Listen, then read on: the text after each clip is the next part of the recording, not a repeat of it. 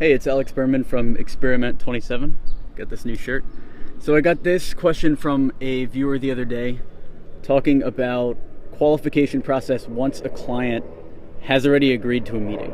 So in this video, I'm going to run through the 3 things that you need to figure out on your sales calls, and let's jump into it. So the first one that you want to figure out is, one, are you a good fit for them? And this is basically, you want the clients that you're talking to know that you're a super good fit. So this is where most of the selling takes place, right at the beginning of the call. And the reason why you want to make sure that you're a good fit for them should be fairly obvious, right? If they see value in what you offer and they know that you're going to deliver what you say, they're normally going to buy from you. The easiest way to qualify at this point is to ask questions about what they've tried in the past and how big of a problem it is. So things like, hey, have you tried any marketing vendors in the past to solve this problem? If they say yes, they're normally a pretty good fit. And then you can also dig in to try to figure out how they were burned.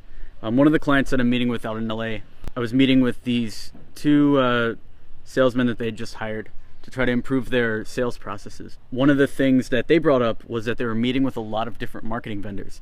So I asked them what all the other marketing vendors were talking about, and the biggest feedback that they gave was that all of these marketing vendors were very general about the processes that they took when marketing companies, and they were very turned off about that.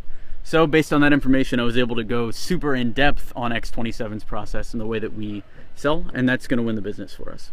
The second thing you want to figure out is, are they a good fit for you as a company? That means, does their background align with what you want to do? Are they in the right life cycle of their company? Like, are they big enough? Do they have the right type of people? Basically, can you be successful, and do you want to do the work for them? A good story around this is, I had this one client that was kind of like a multi-level marketing scheme, which I don't believe in at all, but they wanted to become clients of ours. And so I asked them a lot of questions about the process, about what entailed the scheme, like what kind of things people needed, and then also questions about what they've tried in the past, like what kind of marketing channels they've tried, and also legal issues, because we were doing Facebook ads for them. And for Facebook, there's a lot of legal problems you can run into if you're advertising MLM, multi-level marketing schemes on Facebook. So from that, we decided that we weren't really too good of a fit, and we were able to move on. So that's the second part. You don't want to be working for clients that will stress you out, or that won't follow process, or don't match your values as a company. So that's the second qualification. Then the third and final thing is, number 3, can they afford you? And you want to make sure that every client that you're pitching can afford you. And the easiest way that I've actually found to do this is about 2/3 through the call, right? You've done your first qualification, you've asked them if they're a good fit for you. You try to figure out whether you're a good fit for them. Be super upfront about your prices. That's what we do anyway. I'm always very open about what everything costs. Our prices are listed out on the website. I've done a past video about why it's super good to be open about your costs and your prices.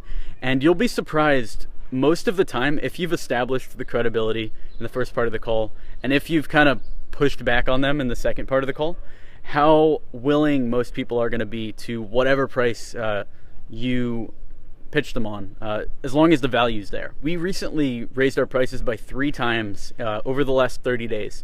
So one client we were pitching at about $3,500, then we jumped to $5,000, and now we're at $8,500 for the initial review. And we will probably go up as we get more and more case studies. So the way that we kept moving up in prices is, at that part of the call when it was time to ask about budget, I literally just pitched us higher. And what happened was, the first 2 times I did it, the clients talked us down to $5,000 from the $8,500. One of the clients, though, had a lot of really good feedback as to what went into the review, and we added a ton of bullet points and improved our process. So then when we talked to the third client, when I talked to the third client and pitched him at $8,500, all of the bullet points were in there already, and he saw the value, and our product was basically ready to buy.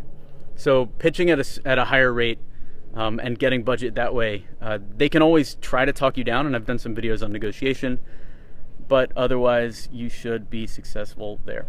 Thanks for watching the videos. Feel free to subscribe for more B2B sales training. Back this channel on Patreon, and if you need support for your agency marketing efforts, check out experiment27.com. Thanks.